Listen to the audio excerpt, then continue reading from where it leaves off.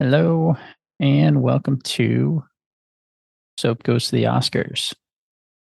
This is episode 118, and this is the first of two movies I watched on October 24th, 2025. I'm recording on October 25th. And the first movie was Blossoms in the Dust.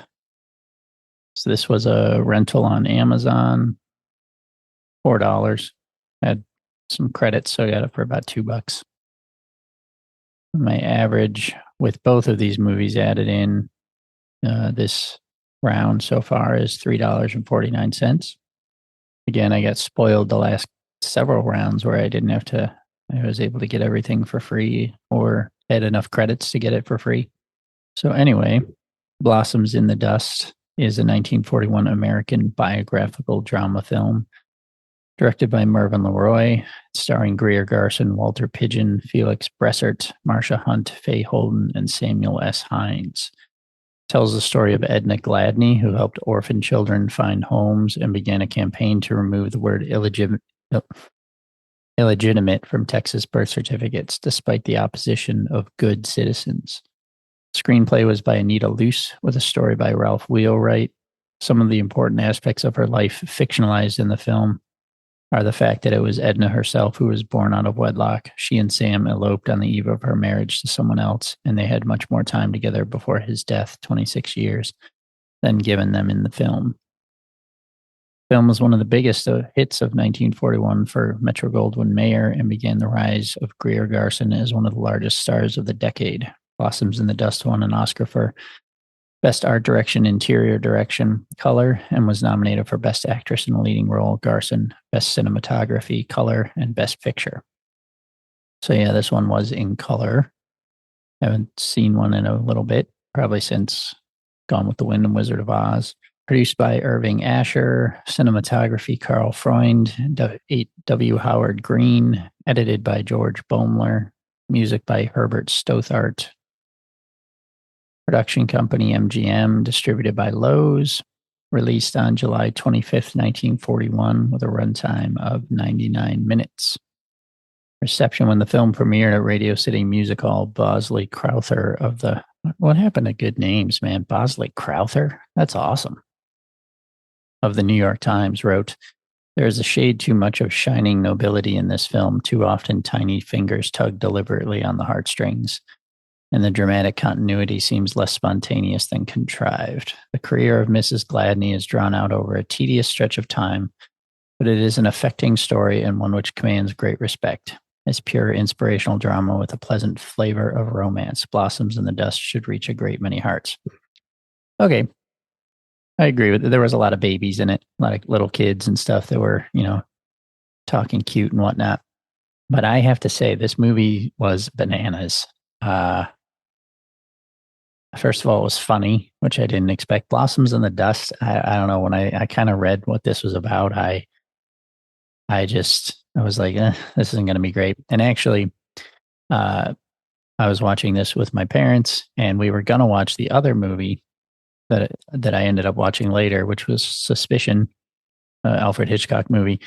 And when I was looking up where to find it, I saw that it was going to be on Turner Classic Movies at 8 p.m. and I could record it on YouTube TV, but it was only 6:45 p.m. So we decided to watch this one instead. And honestly, I think this was the better choice. But it was weird, man.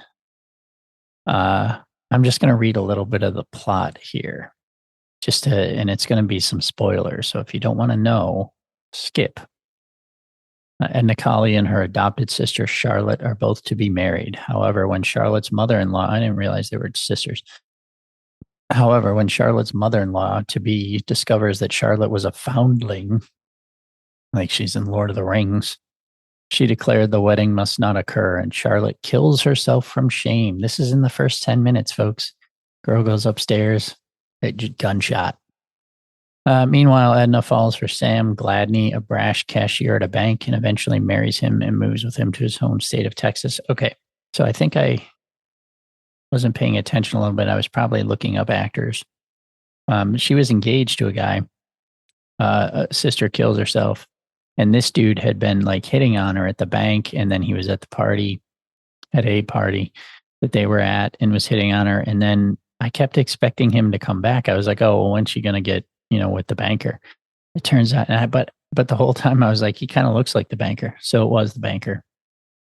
I just missed the part where I guess I will say, so let me say this. I'm sorry I'm jumping around. It's kind of like the movie. I gave this 4 stars. I ended up really, really liking it. It was funny. Was a little schmaltzy, and they did, but it was just, she was really good. There was another actor that played like a doctor that was really funny in it, and it was super weird. So I gave it 4 stars. But continuing on, Sam Gladney has a flour mill in Sherman, Texas, and at first the couple has an idyllic life, though after a difficult delivery, Sam is told Edna must have no more children. Several years later, their son dies. So in my notes, the first thing I wrote was suicide, and then I wrote dead kid. So I was like, what is happening in this movie? Sam's effort to ease the pain she still endures by trying to get her to adopt a foundling, that word again. However, the little girl's story touches Edna's heart, and she starts a daycare center for the children of working women. Sam's business fails, and they must auction off all their possessions. The local women take over the daycare center, and Sam and Edna move to Fort Worth, Texas, where he runs a mill. Edna starts a home for orphans and extramarital children, and works hard to find them an appropriate home, matching parents to child by interests and inclinations. Sam becomes ill and dies, husband dead. When a young woman comes by to try to donate a large sum of money, Edna worms the young woman's story out of her and discovers she is in a similar situation as poor Charlotte, the girl that killed herself at the beginning. After insisting the girl's fiance won't care that her parents weren't married, she decides to campaign to have the word illegitimate removed from Texas birth certificates. After succeeding in her quest, Edna faces one more trial. The little crippled boy, Tony, she raised from an infant and nursed back to health, finds a new home at last. She is reluctant to let him go, but as she takes in 2 new foundlings brought to her door by a policeman, she at last realizes it is for the best. A perfect movie? No, but it was fun. It was funny and super weird, but it did have a couple of black actors in it that were, very much the sort of stereotypes of the time, for sure.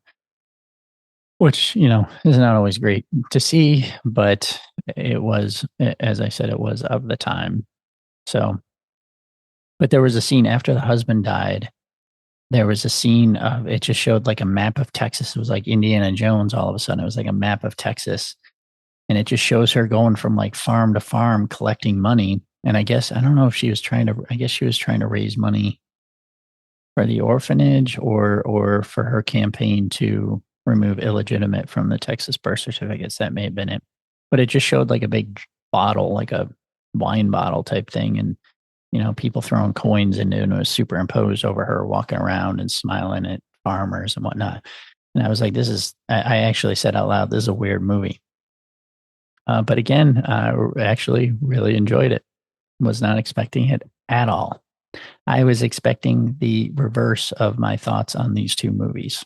So that's all I got for this one. Blossoms in the Dust, kind of fun. I might be going a little too high with 4 stars, but I'm gonna stick with it. 3.5, 4 stars is valid, I think, for me anyway. But I'm gonna leave it there, and I will see you next time